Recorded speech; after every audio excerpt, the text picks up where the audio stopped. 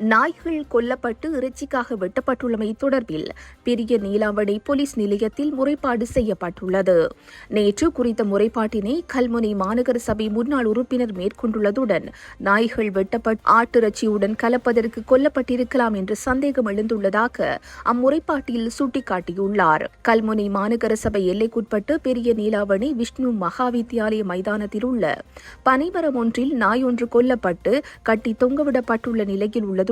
மற்றும் ஒரு நாய் இறந்த நிலையில் காணப்படுகிறது. நேற்றைய தினம் புதுவருட பிறப்பை முன்னிட்டு ஏனைய இறைச்சி வகைகளுடன் கலப்பதற்காக இந்த நாய்கள் கொல்லப்பட்டிருக்கலாம் என்று மக்கள் சந்தேகம் தெரிவிக்கின்றனர். மேலும் ரெஜிஃபோம் பெட்டிகள் உட்பட சந்தேகத்துக்கிடமான பொருட்களும் காணப்படுகின்றது. இவ்வாறான சம்பவங்கள் கடந்த சில வருடங்களுக்கு முன்னர் இடம்பெற்றுள்ளதுடன் ஆட்டிறைச்சி போன்று நாயிறைச்சி விற்பனை செய்த சம்பவம் இடம்பெற்றுள்ளது. இந்நிலையில் சம்பவம் தொடர்பாக பெரிய நீலாவணை போலீஸ் நிலைய பொறுப்பதிகாரி தலைமையில் விசாரணை மேற்கொள்ளப்பட்டுள்ளது என்று தெரிவிக்கப்படுகிறது.